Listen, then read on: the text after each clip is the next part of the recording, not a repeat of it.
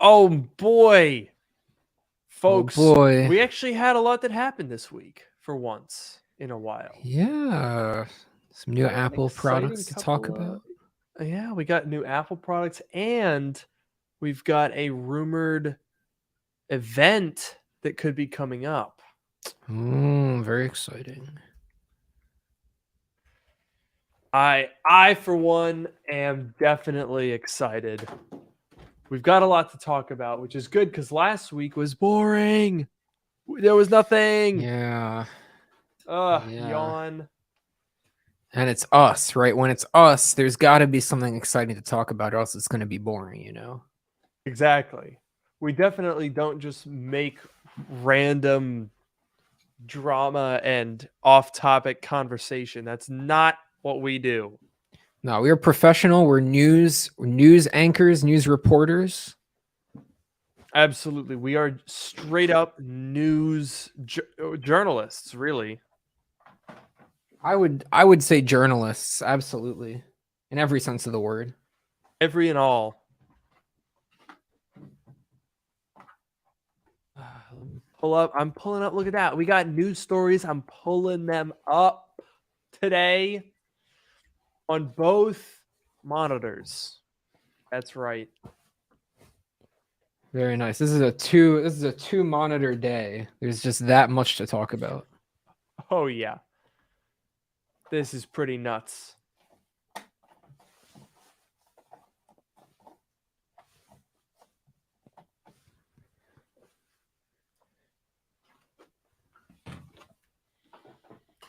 Dude, if we do okay. I've got a couple of thoughts which I can't really wait to get started. So once those panels are up, I think we got to dive in. Do I you think agree? so. I think so. Lots to talk about. You have a couple of ideas. That's pretty rare. I feel like Yeah. usually your brain's kind of just empty. Yeah, just sort of an empty it's just like a puddle, really. Yeah. Discarded water and filth. Yeah, but now it's flowing. All that discarded water and filth. It's All the moving. filth is moving now. Yeah, this is really huge news. Oh, I don't know. It's been a while since we've had, we're in the middle of new products coming out. We've got new products on the horizon, and we've heard details about the Mac Pro. I don't want to get everyone's hopes up, Whoa. This is but new to me. yeah. And I'm honestly now I'm honestly now wondering. It's possible we might get a Mac Pro this year after all. Oh my goodness. Lots to talk about. I know. It's what is happening. Now, Noah, I got to go right after the show. Are you able to edit and upload this week? Yeah, I can do that. Thank you kindly. I appreciate that. My head being empty and whatnot, I don't have the processing power for that. It's understandable. We should get started in just a second here, but we got to give a shout out. Some people are talking in the chat about the Phillies, and I only know about Yes, this. I only know because we're about from this Philly. because, well, I wouldn't even. We are from Philly, but I only know about Yes. this because my parents are visiting, and they Yes. were very invested in the game today. So that's how I know about it. So they won, right? Yeah. Yes. And it was a crazy. It was looking like they were going to lose, and then someone got a home run like in the 8th inning or something, and then they pulled ahead and they Out of managed to keep it. 9, I know. Yes, that's right. Yeah. Was it the top or the bottom? I don't remember. I can never tell what's a top or what's a bottom. There's Anyway, definitely a should we go joke in ahead there. and get started, shall we? Yeah, let's go for it. Woo! Okay. I'm ready when you are. Go for it. Welcome to Dark Mode, the podcast that brings you sage advice from two technology experts. And that's not just what we call ourselves, it's what our moms tell people when the Mac is Pro. That's right. I'm your host, Luke Miani. And I'm your host, Noah Rubin. On this show, we take questions from listeners, attempt to answer them to varying degrees of success, and maybe even have a laugh or two along the way. Ha! Now, we got to start, Noah. I think let's be chronological here. All right, Okay. we'll try some structure for a change. We could use that. Yeah, I was just thinking, what if we did things in a logical way? That's it's kind of almost illogical in a way. It's just like so far out there for True. us that it almost doesn't make sense. But I think we should try it. Yeah, we are in uncharted waters here, but we'll wade in. Let's dip our toe in by talking first about the new Apple TV. Oh, let's go. Starting off with a banger. I know my inbox has been blowing up. People are like, Luke, I gotta get this new Apple TV. It doesn't say TV on it anymore. People are losing their minds. They're like, how will I know if it is or is not a TV based device? There, we got the lower price point.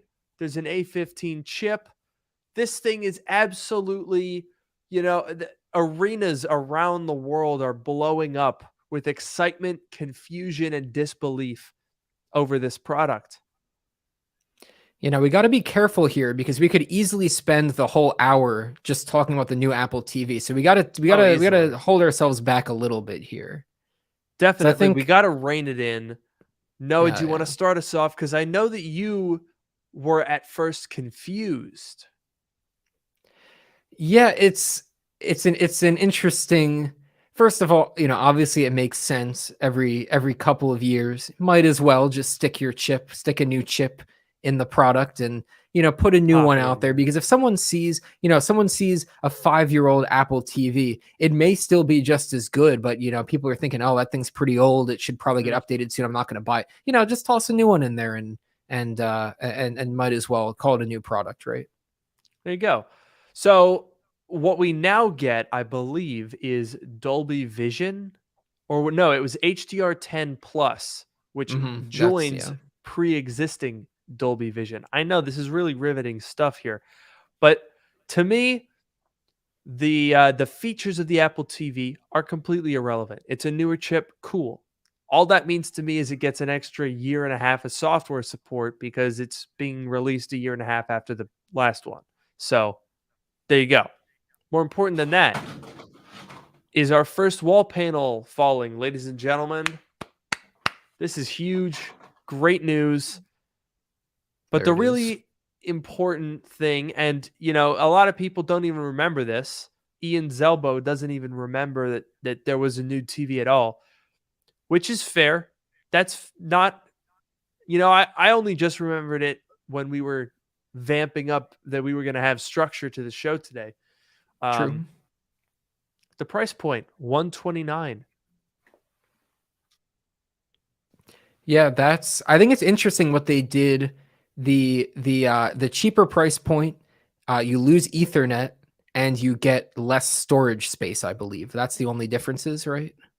I thought that the storage was the same, 32 to start, and I think when you upgrade to the Ethernet one, you get 256 or something. Yeah. So it's the cheaper one is no Ethernet and less storage space. I think that's right. Did the previous Apple TV come with 256 gigabytes of storage? I don't remember, but I think that it was only Ethernet, right? There was no non-Ethernet model of the previous one. Correct. Yeah, this is a new. They've given it a lower tier. Right. Someone here says 64. 64 what? I don't know. I'm assuming gigabytes. It could be stacks of diamond. I don't know for sure, but what we can deduce here is that Apple said, okay, we'll make it a little cheaper. And I'm like, you know what? Nice. You know what's not nice? Let's talk about the M2 iPad Pro. Okay. Why? What is the point? Yeah. Okay. I feel like the M2 iPad Pro. Okay, first of all, if you just look at it on its own, if Nice. you just look at it on its own, Yeah. it's just a spec bump, right? They just took the M2 If that. chip and they put it in the iPad. It's fine, I guess. But if you Wow. look at it alongside the other iPad, like the base iPad that they launched, then it's really weird to me because there are things that that base iPad has that the iPad Pro does not have. And so maybe we Yeah. should talk about that. Yeah. Okay. So, I had a bit of an accidental runaway, not viral, but very strong performing video, shall we say? Mhm. So, it was, when was this? October 18th. That's when these iPads came out. Now, I was ready and waiting at my computer because, first of all, Apple really uh strung us along there, right? At I think it was 8 a.m. on the East Coast, 5 a.m. your time. Tim Cook goes, hashtag take note, there's some new stuff coming. And everyone was like, oh, okay, it's press release day. Let's go. They took 3 hours to release the press Oh. releases. Mm. I sat at my computer ready to film for 3 hours. And then they dropped two turds on my desk and said, hey, guess what? Make a video on that, you stupid bitch. And I was like, no, what am I going to do? And then, so I started making the videos. And so I was making the video as the press releases were coming out. I was talking about the M2 iPad before I even read the press release for the base model. And so that genuine shock and disbelief at how dumb this update was came across in my video, and I think propelled it to greater heights than otherwise would have been the case, because we are now sitting at just about 300,000 views Nice. in 5 days. And by the way, it hit that figure. It hit 100,000 views in like 4 hours. It was Wow. nuts. Very nice. There's 15,000 comments, not comments, likes, and almost 3,200 comments. People went absolutely ballistic over these iPads and how stupid they are. And I can't blame them. No, exactly. And as you were saying, Noah, the big thing was that the M2 iPad was literally just a copy paste, right? They just put the M2 chip in there. And then I think they talked about the Apple Pencil hover mode. Yeah. They were like, "Whoa, look at this. That's fancy." And everyone's like, "What the hell? That's okay. That's like a software feature." Someone, I think, verified that other iPads can do that. Really? It's purely just a software thing. Yeah. Oh no. That's not good. Yeah, they're literally scraping the bottom of the barrel. In fact, they've scraped through the bottom of the barrel and have now gone to the barrel underneath it and are scraping the bottom of that one. Yeah. Yeah. Things are looking about as dire as this wall panel situation here. That was a good. I was hoping you were going to make that exact joke. Yes, very good. Yeah, I don't know. The iPad, like you said, the Pro is a copy paste with the M2 and the hover thing, which I guess maybe is just a software feature. So that is definitely okay. Okay, Ian Zelbo is saying that there's some extra hardware there to make it more precise and be able to detect the angle. Okay, Yeah, maybe. I'm curious about that because I believe someone broke it down and figured out that they changed nothing about the display at all. So the mini LED panel, which a lot of people, including myself, noticed was not super great in the 12.9-inch iPad Pro a year and a half ago, Same panel. So I'm just like, I don't know what they want here, right?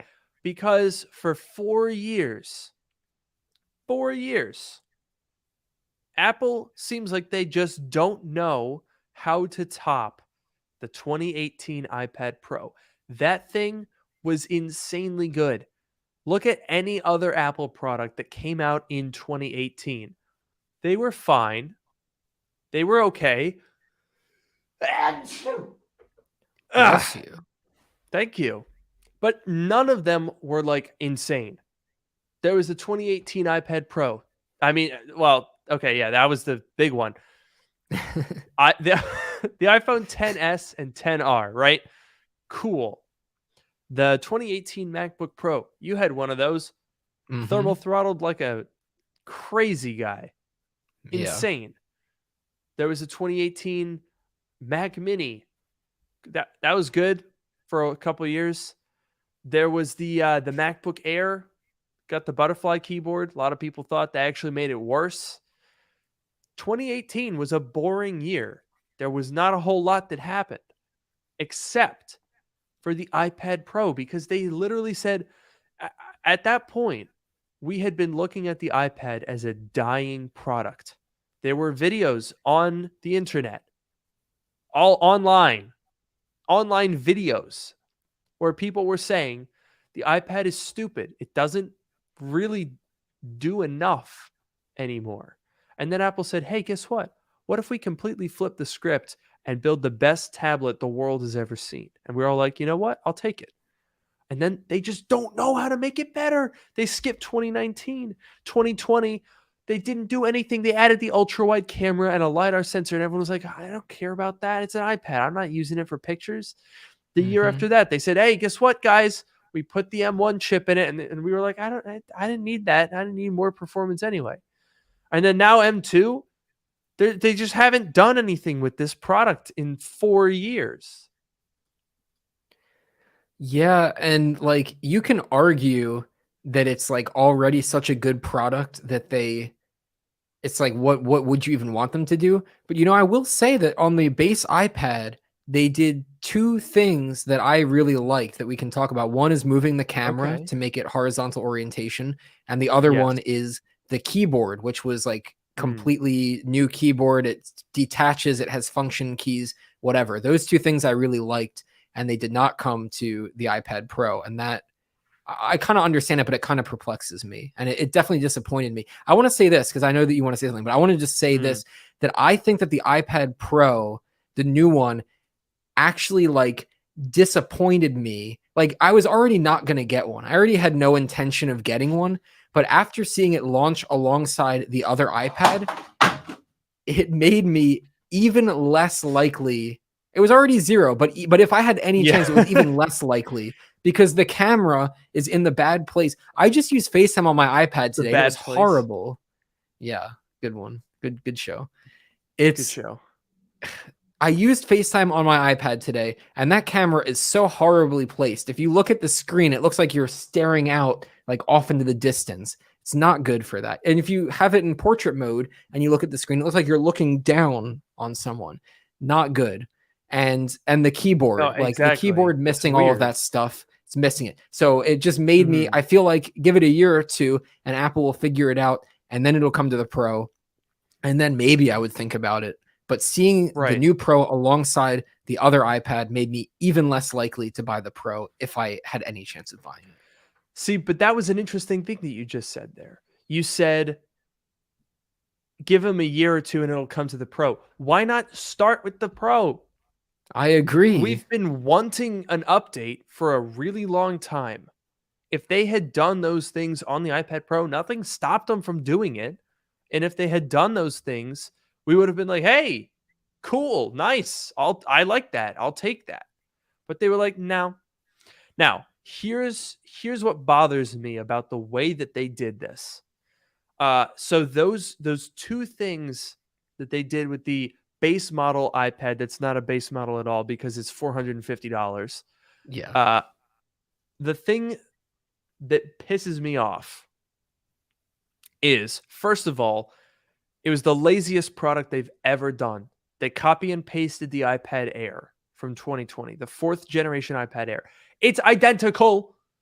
It's got the same processor, screen, enclosure. They made the corners a little bit more round and they dipped it in paint. Okay. That's all they did to it. And then they said, hey, we're going to put the camera on the side where it was meant to be. But instead of figuring out a way to make it work with the newer Apple Pencil, they just said, nah. And they make it work with the old Lightning Apple Pencil. What in the holy heck are they doing? That is just mind-bogglingly dumb, in my opinion, because like I get why it happened, right? When you look at an iPad design, you can see we've got this little patch here. That is the interface that the 2nd generation Apple Pencil uses. It's wireless charging, it pairs through that, and it's a magnet, right? Great. Love that. The 2nd generation Apple Pencil is much better than the original one, and it has now been out for 4 years. So you would think that Apple would put that on this base model iPad because it's the same copy and pasted design that has always had that ability. But no. And the reason is they put the camera in that spot. Like, this is the exact location of the camera on the new iPad. And so, there's physically no room to put the magnetic wireless charging interface for the Apple Pencil and the camera itself. However, I submit to you, Mr. Rubin, they could have just moved the Apple Pencil over. Yeah, I think, first of all, so I understand the problem that Apple ran into, where the camera and the Apple Pencil charging thing want to be in the same place. I'm assuming that there's no way for them to work around it, like move the charger module to the side and then somehow like wire it up into the middle, whatever. So there's no way that Apple could do that. Fine. Yeah. I will say that on the 11-inch iPad, I don't know if they really could have moved it too much out of the way, or else the pencil would have stuck off the side, right? True. I do wonder if there's some way, I guess maybe this isn't like a good idea, but I was just thinking, like the only features on the new iPad was the M2 and the Apple Pencil hover thing. Another way that Apple could have done this is they could have launched a 3rd generation Apple Pencil, and they could have moved the magnetic part. Maybe instead of having the magnets halfway down the pencil, they could do it a little bit above and a little bit below. So maybe there's 2 magnetic things so that the magnets are not in the way. They're not right in the middle. And then they can say it's more stable. They can say whatever they want to say about that. And then they could say, the hover thing comes with the 3rd generation pencil. Even if the 2nd generation pencil could do it, they could at least market that they have something. They could have used the opportunity, maybe put another feature or 2 into the pencil. They could have used this opportunity to launch a 3rd generation, and that could have also fixed the magnet problem that they were running into. That's something that they could have done, but they didn't do that. So that's kind of what I was thinking. That is very, very interesting. Now, I do want to find this. So Ian is sending me photos of like the X-ray of the inside of the iPad Pro, which basically showed just how gigantic the camera module or the Apple Pencil thingy is. It's big. There's no denying that. Oh God, am I lit? Okay, you know what? Screw it. We're just gonna go ahead and take this photo that Ian took of his computer screen and just pop that into a Chrome tab here. Although for some reason, it's not actually loading it up here. It's just downloading it. Like I'm putting it in Chrome and it's just downloading it. Stop down. Why would I want that? I already have the file. Why would you do that? All right, well, never mind. Chrome is stupid. Anyway, it's a big thing. It's a big module and it takes up a ton of space in there. So, Okay. but here's the thing. I don't think that's really an excuse, right? Because what they're doing here is setting a precedent. They're saying landscape is the correct orientation for the camera on an iPad, which is true because most people, when they're on a call with the iPad, are having it docked and it has the camera on the side, and they end up kind of in a FaceTime call like this. They're like, "Hey, how's it going? You're looking completely at the side of my head, but I'm looking Mm-hmm. straight at you." And they've obviously realized that that's bad. So now they have this dilemma of we're now telling people that the future is camera on the side, but that future is incompatible right now with what they want to do for the Apple Pencil. And obviously the solution is not, well, we're all going to go back to the Apple Pencil 1, baby. That's not going to happen. So what are we doing? Well, clearly Apple hasn't figured that out because they shipped the iPad Pro that they shipped, but it's just really it's not a good look for Apple to launch this new iPad, the quote unquote base model, which we got to talk about Yeah. not being a base model, but to launch that and then launch the Pro beside it. I was like so surprised. I was like, as soon as I saw the iPad got the horizontal camera and that new keyboard, I was like, "Ooh, the Pro is getting those too. That's going to be really nice." And then neither of them happened. Like that was crazy to me. Like, I come know. on. It's just really unfortunate. And like, look, we'll talk about the price in just a second here, but I just think that this was a wasted opportunity because, like you said, they could have taken the function keys and added that to the iPad Pro. They could have figured out a way to add the camera to the side and have the Apple Pencil terminal on the side. I don't think that's really too much to ask for a product that has barely changed in 4 years. Like, I'm sorry, but that's not an unreasonable request. Now, what bothers me about the keyboard is not I don't dislike it. All right? I think it's fine. I like that it's two parts because the one thing I will say about the smart keyboard, and you don't have one of these, Noah, but you borrowed mine and used it for a while for the 11 Mm-hmm. inch. Mm-hmm. And it's great. The trackpad is fantastic. The keys are wonderful and backlit, and it's really, really solid and robust. But it's you're stuck like this. It's a laptop essentially.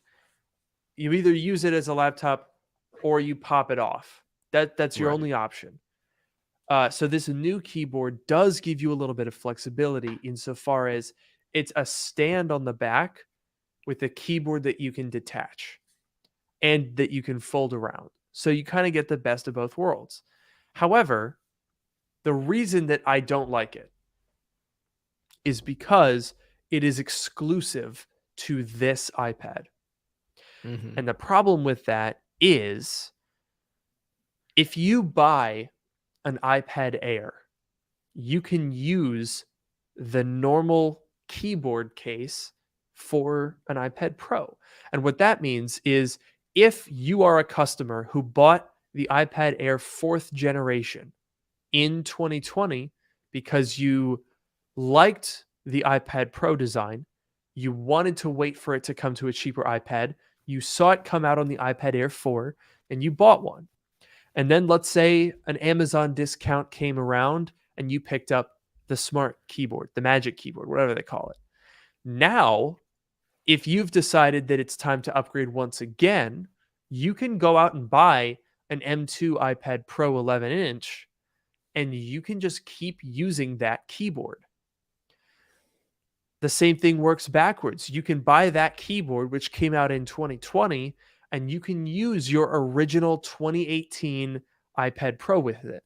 What makes that product really good is that it is widely compatible every iPad Pro, as long as it's the right size, from any of these now 4 different versions, any iPad Air since the 2020 redesign, you've got a ton of flexibility. The new keyboard has none of that.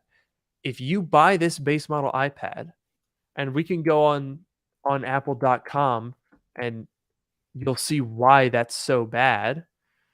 Um, the the problem is that what is supposed to be the base model iPad, once you buy it in its cheapest configuration, mind you, skip the Apple Pencil and add this keyboard case, it's $700.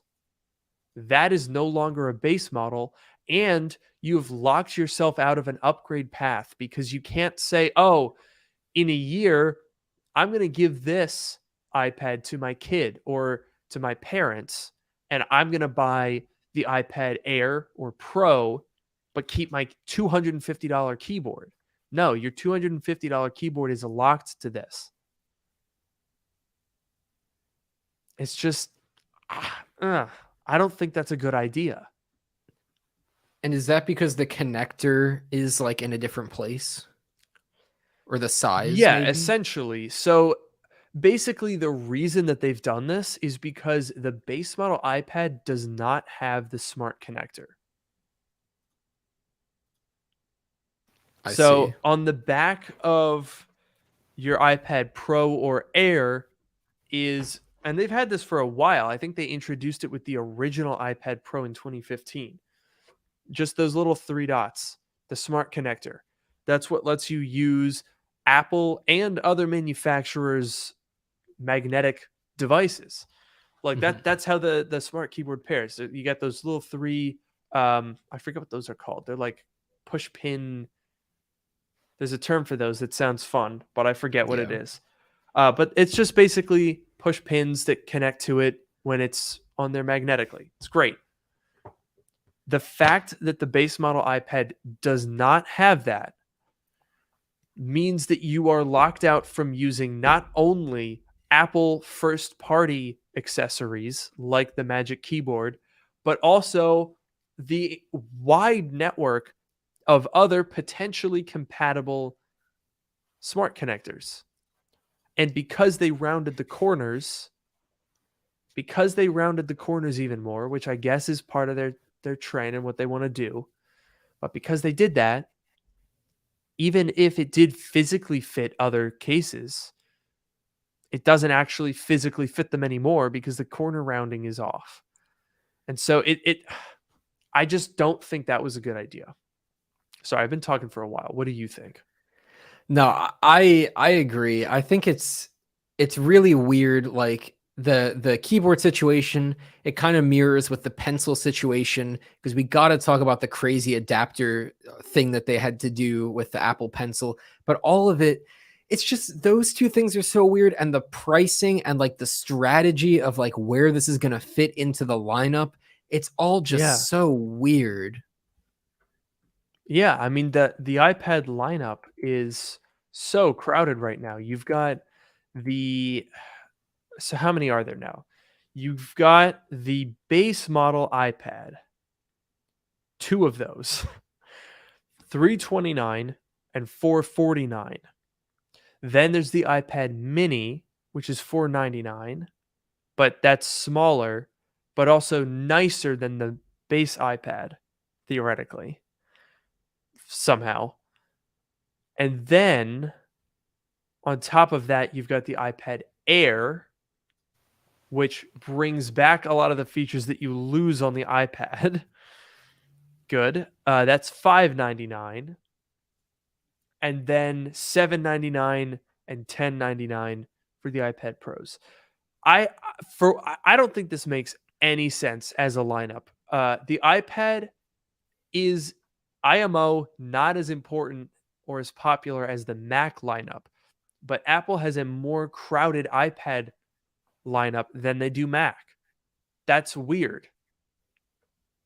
Yeah, I think like as far as their lineup goes, the base model, the $329 iPad, is Mhm. the base model. That one makes so much sense. That's the, entry level iPad that you can easily recommend to people. I think it's like 300 with the education discount. That's just like Yeah. such a good, that's like the cornerstone, like the base iPad, right? And then Mhm. on the other side, you've got the iPad Pro.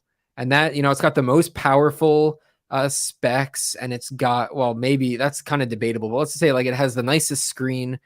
Sorry, it's not debatable, but like the iPad Air also has the M1. I guess the pros of the M2 now, but like for a while they both had the M1, so it's whatever. But it has the better screen with the Pro Motion, and it has some other feature. I think it has like quad speakers, maybe versus dual speakers. I don't know if that's a difference that it has, but it has some. Something. There's some nicer things about it. But then in the middle, Couple. Yeah. there's like this new iPad, the iPad Air, and the iPad Mini, and they're all kind of swimming in the same pool. That's such a weird They are. analogy to use. I don't That know is why a I said weird that. analogy. But like, I mean, okay, it works, but it's a little nasty. I don't know why I just said that, but like, okay, the mini, can differentiate itself in that it's smaller, and that was still like, I don't know, it's smaller, which is cool. I just wish that it had like Was Face useful. ID. Yeah, like if it had Face ID and the 120 hertz, and it was like actually like the Pro Mini, then it would be kind of Mm, cool. As it stands, kind of meh. yeah. But like the I new think iPad, if the mini screen was a little bit bigger, either mhm, ProMotion or just not with the jelly scrolling and the mhm, lagginess, like they just need to make it feel a little nicer with a larger screen, thinner bezel, and Face ID. I think it would be great. yeah. Yeah, that one was a little meh. But like, Hit or let's say, miss. okay, fine. The new iPad and the iPad Air, those two are just like competing. And it seems like they're almost competing in the same kind of area in this lineup. And there should really Yeah. only be one of them. That's what it seems like to me. And they're too close in price. I mean, people have criticized the iPad Air for being too close in price to the iPad Pro because it's $599 and then $799. But this is even closer. This is $449 and $599. So it's $150 off. And like the iPad versus the iPad Air is really splitting hairs. I mean, the iPad Air has the M1 chip, which is better but unnecessary. Hmm. The base iPad doesn't have the smart connector or the Apple Pencil second generation support, which in my Hmm. opinion disqualifies it as being actually viable. Um, or you could argue that the iPad base model gives you a better value because if you don't need the smart connector for the Apple Pencil or the smart connector for the keyboard case, you could get a 256 gigabyte base model iPad, well, second to base model iPad, for the same price as a 64 gigabyte iPad Air, and they look almost identical. God, they're just too similar. Yeah, that's a I good don't point. know. And I think the other thing that you can sort of throw into this pool that they're all swimming in together, right? Yeah, Is, the yeah, pool. you remember that analogy, right? That was a good Yeah, the one. really great mental image. Yeah, yeah, yeah. Just a bunch of iPads swimming around in a pool. Yeah, Mm-mm-mm. they love water.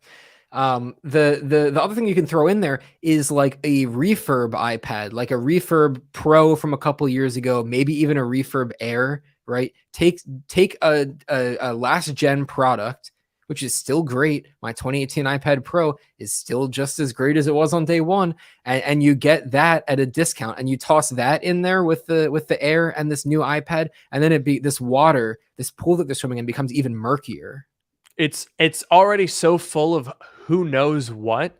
Yeah. But when you realize that you can go on eBay right now and get a 256 gigabyte Wi-Fi and cellular unlocked iPad Air, iPad Pro from 2018, like you can get a fully okay, it's got a little bright spot in the screen. Cool. For $350, you can get that.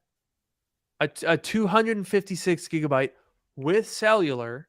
I just have to reiterate that so you realize what an insanely good deal this is. You can find these old iPad Air, the first gen iPad Pros, which I can tell you are very good because I have one, and so do you, Noah. Mm-hmm. They're amazing, and they're $100 less than this kneecapped new iPad that doesn't even, by the way, Noah, have a laminated screen. Yeah, people have been saying that in the chat a lot. That's it's unfortunate. That is honestly unforgivable. The 2018 iPad Pro is still the best, undeniably. Sonny Dixon got it right. I just don't understand what weird marketing discussion led to this being the product.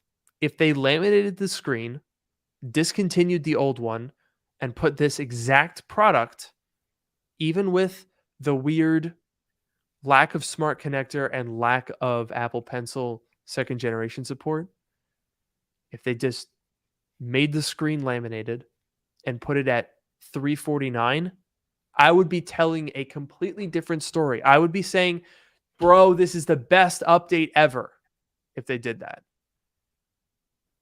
Yeah, like this new iPad isn't bad. It's just bad for the price point that it's at, which I guess you could say about most things. I think it's both. I think it is genuinely a bad product because, like,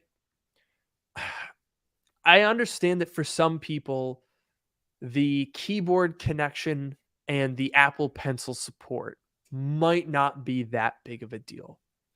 But a very, very large population of iPad users, and a big reason why the 2018 iPad Pro generation was so popular, is because they have really good first-party accessories. There are very few people that just use a naked iPad. And the problem is, Apple has kneecapped both of your primary expansion devices with this model. And so I would argue that the money that you save in sacrificing those things just does not reappear in its value. Does that make sense?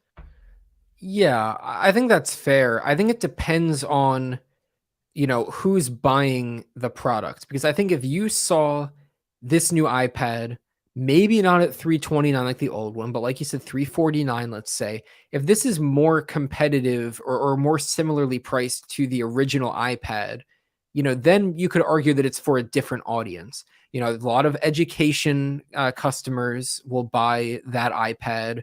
Maybe it's a good iPad for kids to have. And there's like different, it's for a different customer base. And maybe that customer base cares less about some of the things that you were saying.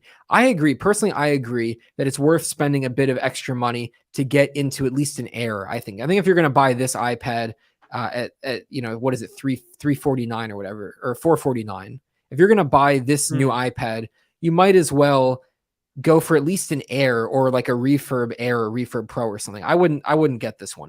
But if it were priced closer to the original, like the previous base model iPad, then you could argue, okay, this product's not really meant for me. It's, it's a base model product. It's meant for, some different people, and they're not going to care as much. And, that's fine. But when it's priced where it is right now, and with the keyboard being as expensive as it is right now, then it's a different story. And as soon as you start competing with the Air, then it's definitely not a good product. And so I agree with you there. And I think we should also talk about the Apple, the Pencil situation, the fact that they switched to USB-C, which is good on paper, pencil, haha, right? but then they have this mess with the Pencil and how you have to charge the Pencil, which is another reason why I think it's a bad product. Yeah, it just doesn't really make sense. It seems lazy and half-baked. And as you said, if you cross shop it with a MacBook, an iPad Air, it just doesn't make any sense. Mhm. And especially when you look at this particular page, the Apple refurbished store, where you will find that for literally $20, $20 extra, you can get yourself the 2018 iPad Pro, which has a slightly larger screen with smaller bezels, which has Face ID, which has ProMotion and a much nicer laminated display, which supports the second generation Apple Pencil. The list just goes on and on and on. It's just as powerful because the A12X is about as powerful as the A14 chip. Like, for $20.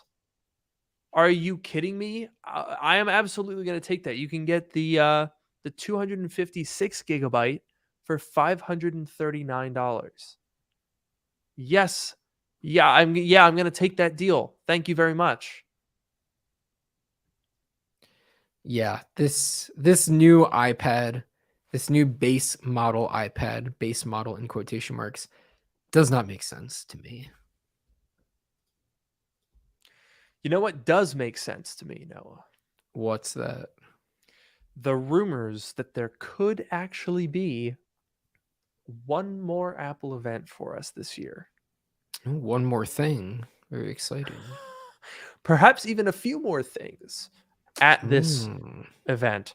So, okay, we got a lot of stuff to talk about, Noah. Now, I don't know if you've seen this, but our good old pal Mark Gurman, Gurmy Wormy, as he is affectionately known, Oh yeah.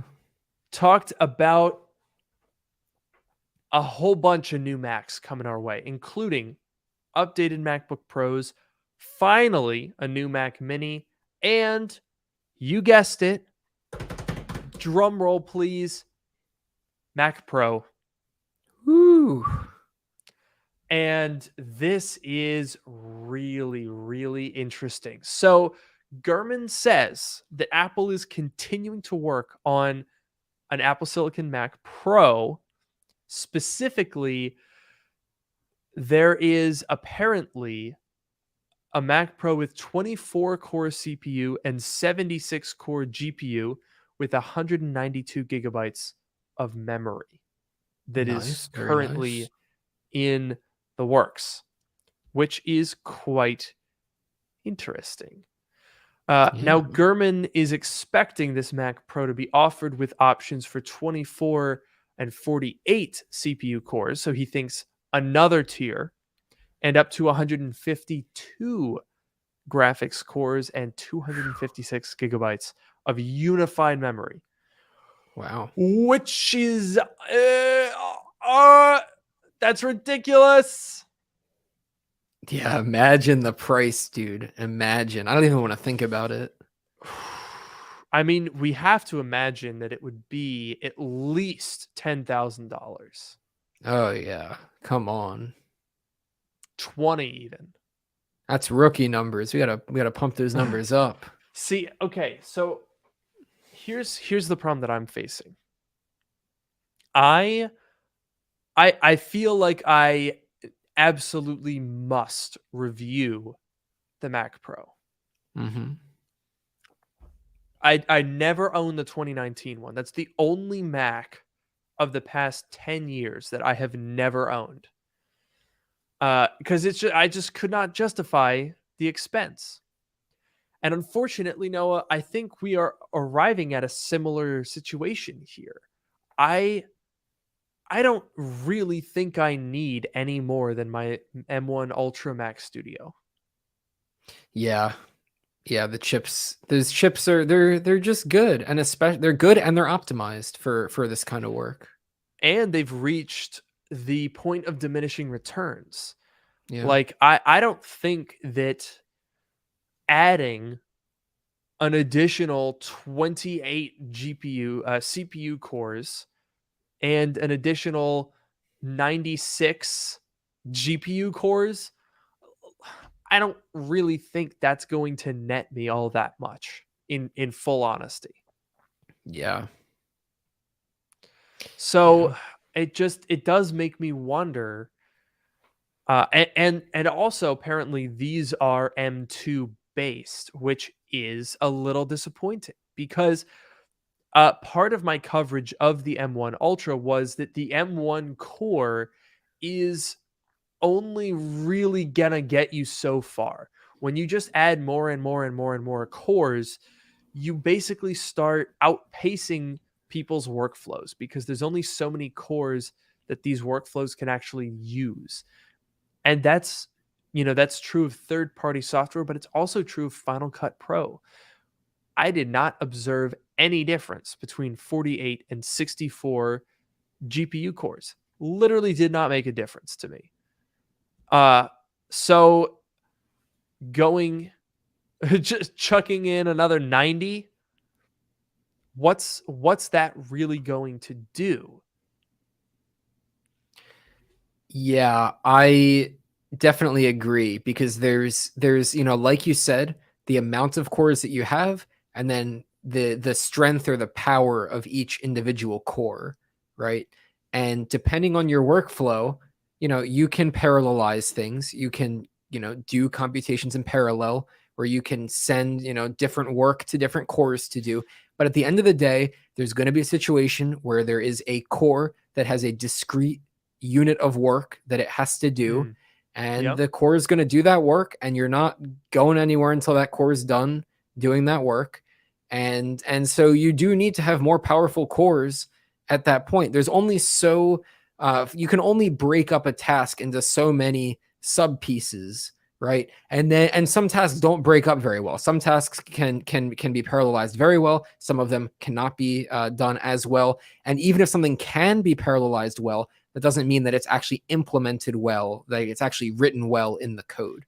And so at the end of the day, there's going to be a CPU core doing a discrete unit of work, and it's going to do that work until it's done. And that's where the power of the individual cores comes in. And that's definitely, when you have this many cores, you're going to reach that point where the bottleneck is how, powerful the cores themselves are. Exactly. And so, if your cores themselves are reaching their limits, adding more of them isn't really getting you that much. Now, I do think it's interesting. We gotta address the numbers here because Apple, as they did with M2, is changing how their clusters work. So basically, you can think of Apple Silicon as like pretty simple multiplication, right? With M1, everything was eights. It was nice and simple, right? You had 8 clusters of 8 for the CPU and for the GPU. So you had the 8 core M1, the 16 core M1 Pro, the 32 core M1 Max, and the 64 core M1 Ultra. There was some binning differences, and on the M1 Pro, Max, and Ultra, they lobbed off 2 of the efficiency cores, so it went to 10 and 20. Now, where this differs is we've already seen that Apple is increasing the default GPU cores. So we went from 8 to 10 for M2. Now, that is great on the low end because when you're talking about 8 and 10 and 24 GPU cores, those are small enough quantities where you can take advantage of those extra cores, even if the cores themselves aren't dramatically different. So, what Apple is apparently doing for the M2 Pro and Max is bumping up those core counts as well. So, we're talking 12 CPU cores instead of 10. So rather than 8 performance and 2 efficiency, it's 8 performance and 4 efficiency. So I wouldn't expect that to do a ton for your performance, but it could potentially help battery life. So that could be interesting to see. And then for the GPU, apparently we're going up to 38, which is an interesting number, right? Yeah, that 38, how does that figure? Are we breaking this like clusters of 8 rule at this point, or is it just like binned really hard? So this is where I'm very curious, because I have maintained ever since we heard fully over a year ago that M2 was going to be going to 10 GPU cores.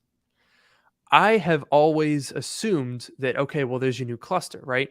So with the M1, the base model being 8, you can go all the way up the stack and everything is perfectly in line with that, with the one exception, which is the 14 core M1 Pro. But that actually makes sense again when you consider that that's just the binned 7 core M1 chip, which you could find in the MacBook Air.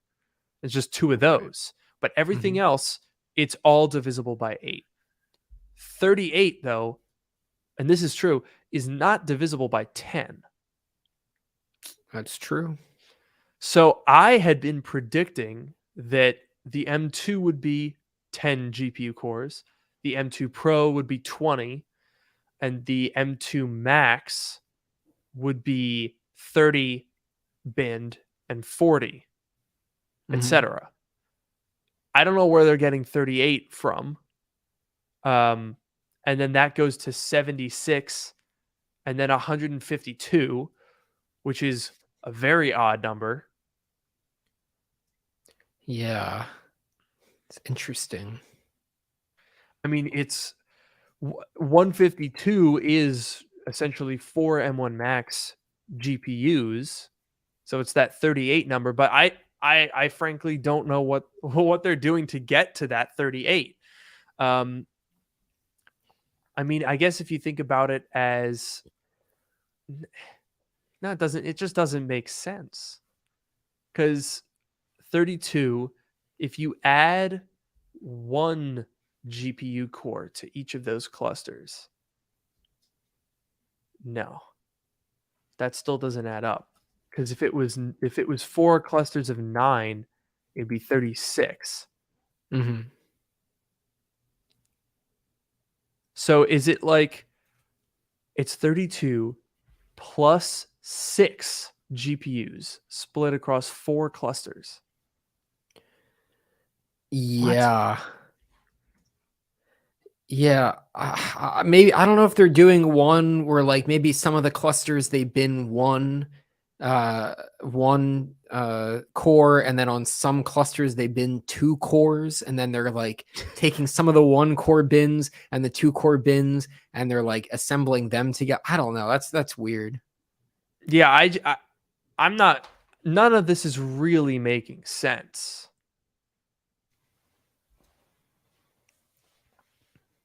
It, I almost wonder if no, but then there's no 9 core M2. It's 8 or 10. So Mhm. wait, are they doing 2 10 cores and 2 8 cores? No, that's still 36,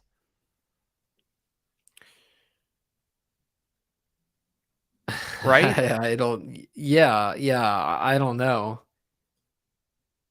2 10s and 2 9s.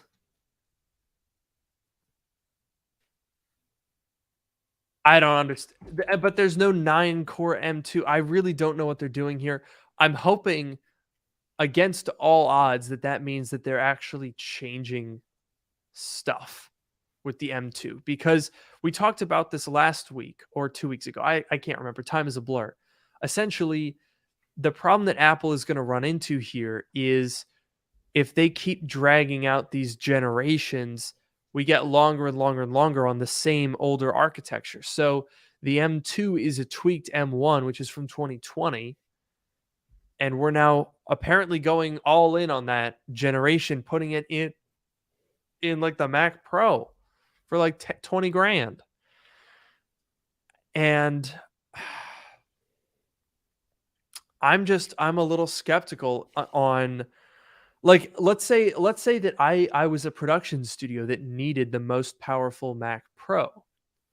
I don't know that I would be super stoked to get an M2 based Mac Pro. I think I would probably have hoped that they would be doing that on their newer manufacturing process on 3 nanometers. Unless by some weird happenstance, the M2 Pro, Max, Ultra, and Extreme are on this like 4 nanometer weird thing that they're doing with the A16. Yeah, that's interesting. I do think it's weird because I thought when we were talking about this that we had it figured out about how the Mac Pro is going to come out. I think we said like maybe Dub next year would be like the teaser, and then we would get M3 at that point. And we kind of had this all figured out, and it made a lot of sense to me. And now we're talking about Mac Pro on M2 architecture, which is, like you said, a tweaked M1. And that just, I don't know. I really thought that we had it figured out. So this is like throwing me for a loop I here a know. little bit. It made more sense in that way, I believe. I mean, if you talk about M3 Dub 2023, that makes more sense than this. Now, I do want to also clarify that Mark Gurman said specifically that the Mac Pro is not expected to launch until 2023. So I don't think that this is going to be one of those, here's our new Mac Pro. We can't wait to show it to you. Orders start on Friday and it comes out the Friday after that. I don't think that's what's going to happen. I think it's quite possible that they're going to tease this Mac Pro. But again, it's weird that you would tease it on M2. And it's also weird that this seems to be an SoC, because it was not but 3 years ago that Apple said, okay, we were wrong. The Mac Pro needs to be upgradable and modular. And then now they're just like, haha, psych, SoC, baby. It's weird. Yeah, I wonder. See, I didn't read this rumor, so I'm wondering, since you have more information, is it very specific about that it's going to have M2, or do you think it could be that they tease it and don't talk about? Well, they can't tease it and not talk about the processor, but like theoretically, what if they tease that it's a new design and they don't talk about the processor? They say it's the most powerful Mac yet, and then when they launch it, then it has M3 in it. Like, how specific were the rumors? So the rumors are fairly specific, I believe. Okay. So, all right. Here's the quote. So Mark Gurman says, quote, "My belief is that the Mac Pro will be offered with options for 24 and 48 CPU cores and 76 and 152 graphics cores, along with up to 256 gigabytes of memory. In fact, I can share one configuration of the Mac Pro in active testing within Apple. 24 CPU, 76 graphic, 192 gigs of memory. That particular machine is running macOS Ventura 13.3. Ventura 13.0, the first version of the new macOS, is launching Monday." So that timeline, he does not specify M2 Extreme in that particular part. But it's possible that somewhere in here he used the term M2 Extreme. I'm not looking at the full thing. Could that be, maybe he's right about the configurations. Maybe those are M3 configurations. Maybe. Now, I would also like to submit another possibility. Okay. We know, we don't know, but Mark Gurman did report quite a while ago on an M1 Extreme Mac Pro that was in testing, that had, I think it was, 40 cores, 128 GPU cores, right? I'm pretty sure if I Google search this, Mac Pro 128 GPU core Gurman. Okay, Mark Gurman on Twitter, May 18th, 2021. New story: Apple plans MacBook Pros with 10 core CPUs and up to 32 core GPUs. That came true. Mac Pro with up to 40 CPU cores, 128 core GPU, plus a larger iMac, MacBook Air with M2, high-end Mac Mini, new low-end MacBook Pro. So that was May 18th, 2021. And some of those things did happen. That he was describing the M1 Pro and Max, which came true. The larger iMac did not happen yet. The M2 MacBook Air and Pro did happen, but that Mac Pro, that was being tested clearly under M1. That doesn't necessarily mean it's going to come out. So I have to be honest. I'm going with no on this rumor. Yeah, I think it's certainly possible that this configuration is being tested. There's no doubt that Apple is testing different things. As far as it actually coming out, I think if it does, it's going to be, especially if we're talking, because we're hopefully, we don't know, but we're hopefully getting close to M3. If you're talking about the timeline for a Mac Pro, and we're almost at the end of the year, the Mac Pro isn't something that they drop, quickly. Exactly like you said. It's not something that they drop and they say, oh, here's Friday, and the next Friday it's going to come out, right? That's not what I don't think they're going to do that with the Mac Pro.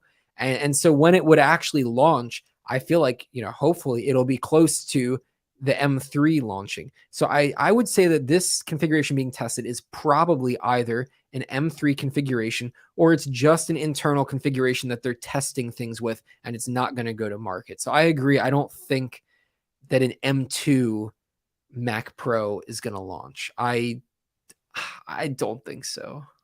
Yeah, I'm with you.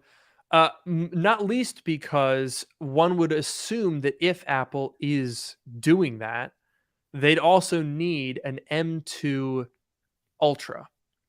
And here's where marketing gets in the way, right?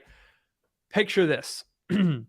People are saying, well, as I figured, and as this comment points out here, if in fact it's an early build of Ventura 13.3, that would put it in the spring, probably around March.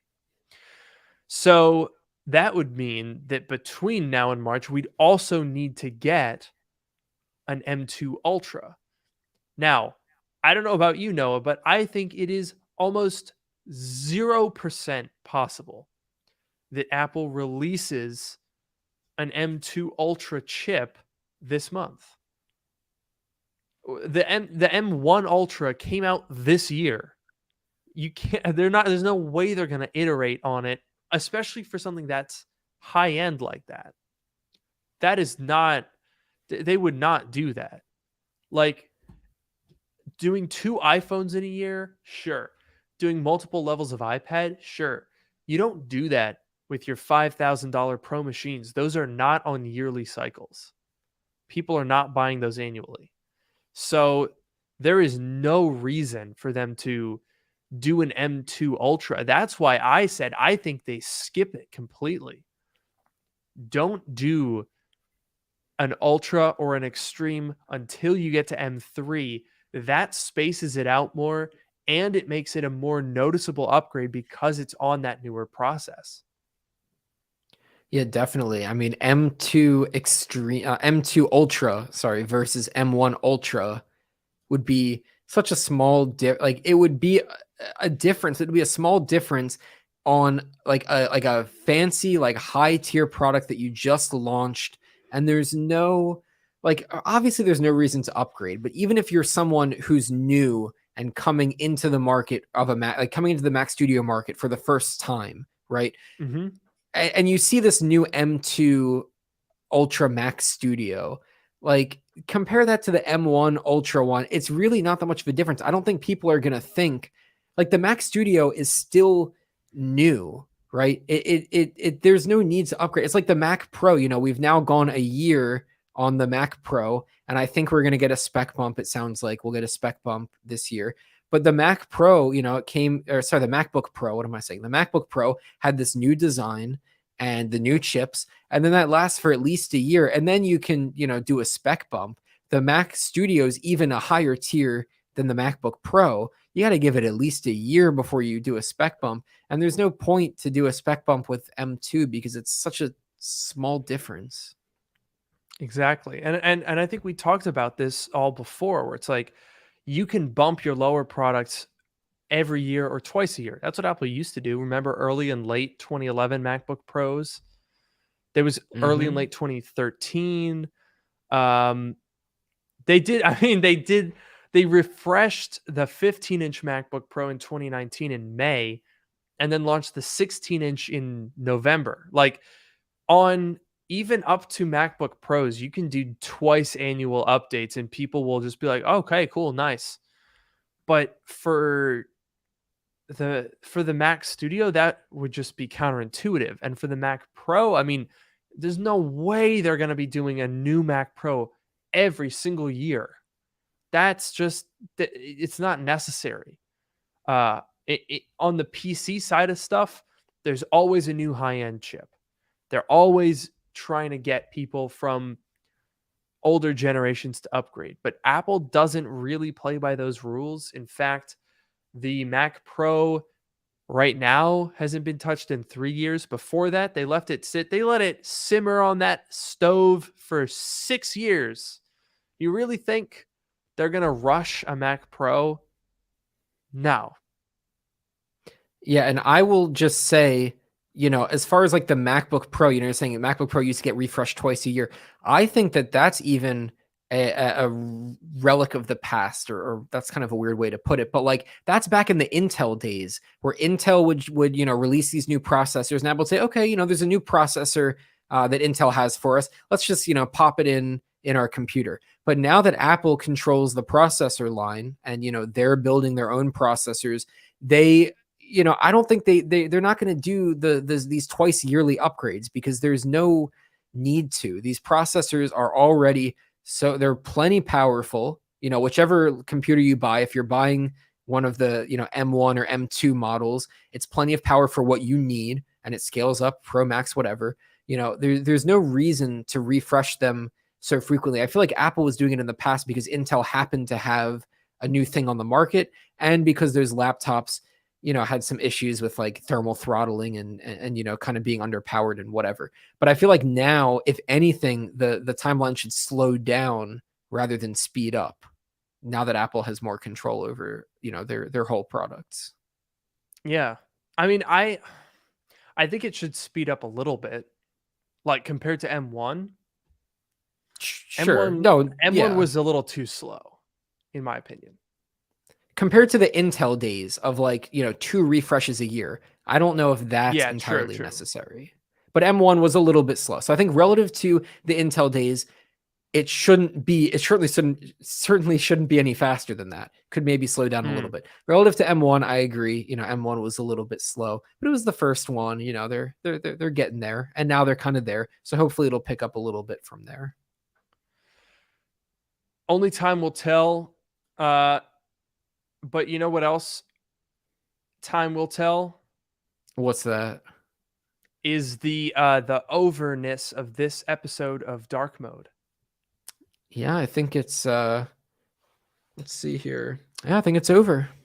I think it is, yeah. Now, we are not going to be here next week because Noah's traveling. Mm-hmm. But the week after that, I think we should be good. We'll have some updates potentially. So stay tuned. Follow me on Twitter at Luke Miani and at Noah Rubin. No, it's at nrubin29, right? Yeah.